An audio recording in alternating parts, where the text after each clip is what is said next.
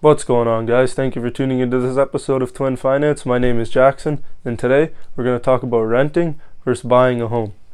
Okay, so I'm just going to jump right into it, guys. I'm going to run through some different scenarios here. So this is scenario number one. This is scenario one. Okay, I'm just going to write here, short term.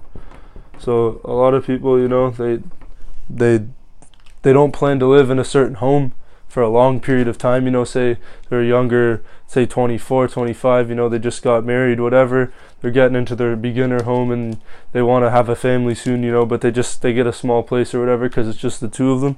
So obviously it depends on your scenario. What's your horizon looking like, guys? Are you going to live here short term, long term, right? So here's what we're going to talk about. This is when you're talking short term, guys, I don't think it's worth it to go through all the hassle to pay realtor fees and everything like that, and then pay realtor fees again once you want to sell. So like not only is that a con about buying a house versus renting, the realtor fees, the other con is you don't have the flexibility. So I'm just going to write that down. You have fees and you have flexibility.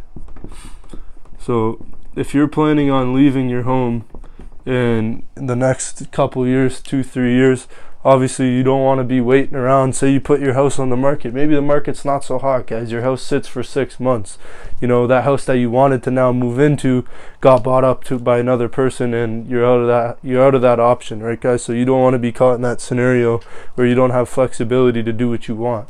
So obviously you want to tie that factor in. If you're thinking of moving short term, like I said, you got to think about flexibility, guys. As opposed to renting, you just pay first and last when you get in. You pay your rent. You give your landlord, hey, I'm gonna move in. I'm moving out of this house. I'm getting a house of my own in 2 months. Here's my notice. Okay, bye.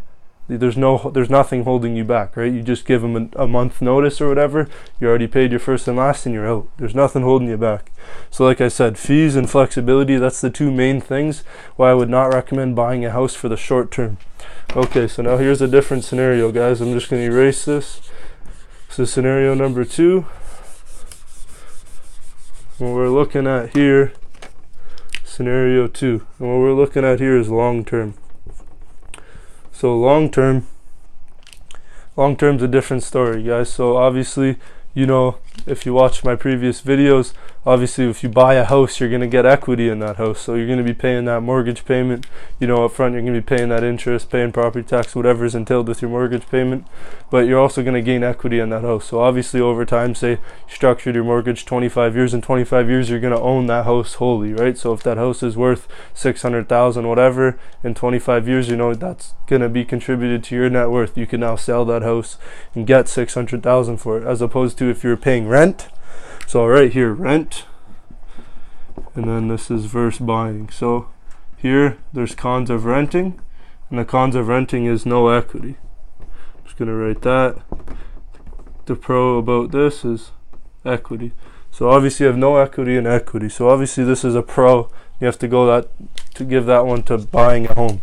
Rent, you're gonna have no equity. Say you paid $1,000 a month, you're just renting out whatever. We'll just say $2,000 a month, guys. Say you're renting a house $2,000 a month, $24,000 a year.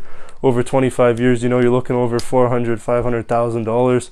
You now have no equity in that house, right, guys? So like you just paid all that money. Now you don't get any of that money back. You have no equity in that home. So obviously long term buying a house is probably going to be better. And there's another factor about buying a house, guys, that a lot of people sleep on, and I'm going to go through that right now. So this is buying, and this is another pro about buying. So this is a pro that a lot of people don't realize and don't even really think about. So this is what it is, guys. So when you say you want to move out of this house, say move after 25 years, right? Like say, you're getting ready for retirement or whatever, you want another house. Most people think this, guys, okay, I want to go from one house to another house. So that means I got to sell my house. And that's just not the case, guys. If you own that house, now you have no mortgage. You do not need to sell your house, okay? Think about this. You own a house, you want another one. All the mortgage payments and everything for that second house that you now want to live in, say it's a condo, whatever, vacation home, you want to move south to Florida, whatever. Say that, you calculate all the payments for that house is going to be $2,000 a month. Well, now you can rent out your house and you're only going to have to pay property tax, and you can even just let the renters pay all the bills. So you're just going to have to pay property tax. Say you could rent your house out for $2,500 a month. You can live in that other house. You can live in house one. Put a house here. You can live in house one. Draw a second house here. Sorry. You can live in house two. Live here.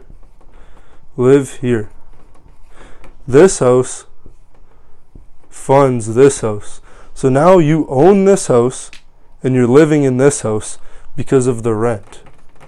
So now, listen, this is where the best part about it comes in. Now you're living in this house for free, essentially. Even you could be making profit, but just say free. Now you're getting equity in this house. So now you're getting equity here. Equity. All right? You're getting equity in this house. So now you're getting equity in this house. You retained all your equity in house one, and you might have a little bit of income left on the side, guys. So you tell me what sounds better. Sell your house and then just buy another house cash and you're in the same situation, or own two houses, gain equity in one house, and have a little bit of income. That's another factor that a lot of people sleep on about buying a home, guys. So long term, buying a home, obviously, if you love your house, you want to live there for 25 years, 25, 30 years, even the rest of your life, you know what I mean?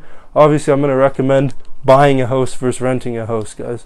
So that's the second scenario, and there's also a third scenario, guys. So say the third scenario is this.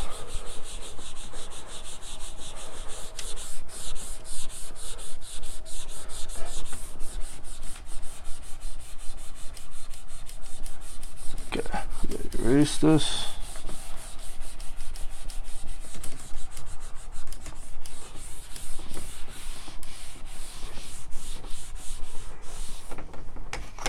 The third scenario is this, guys. So it really depends on the market that you're in.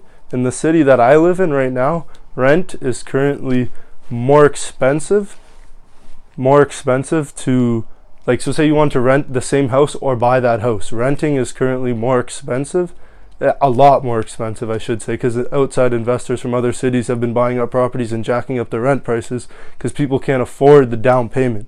So as you know, when you go to get a mortgage, you have to at least have 5% down. Typically lenders, they like 20% down. So say there's a this is scenario 3, sorry. Scenario 3. So say it's a $200,000 home, right? $200,000 home. And you need 20% down, so you got to multiply by 0.2, so that's 40,000.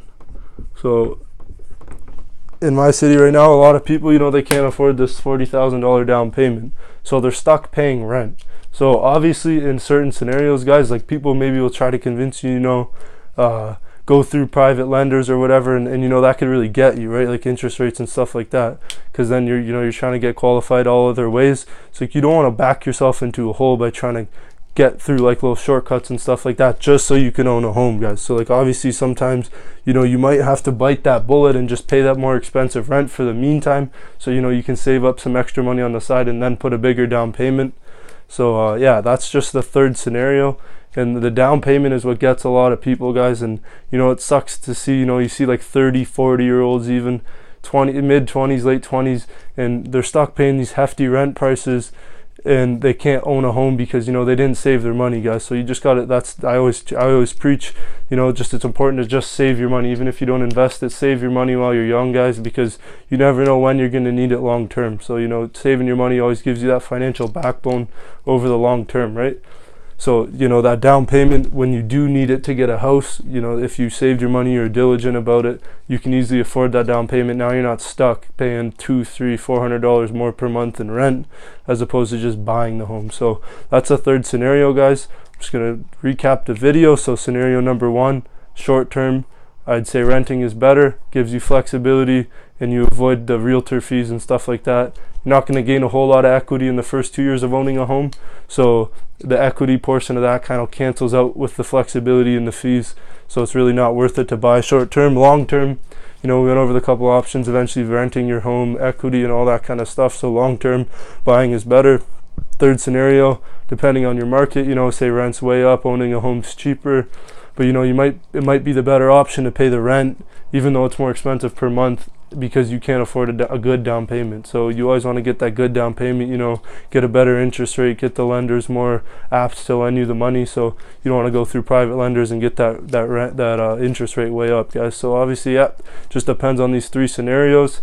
So just analyze your situation, run through your options and see where you land, guys. This is just my advice on buying versus renting. I hope you guys took something value from this video. Thank you for watching and have a great day.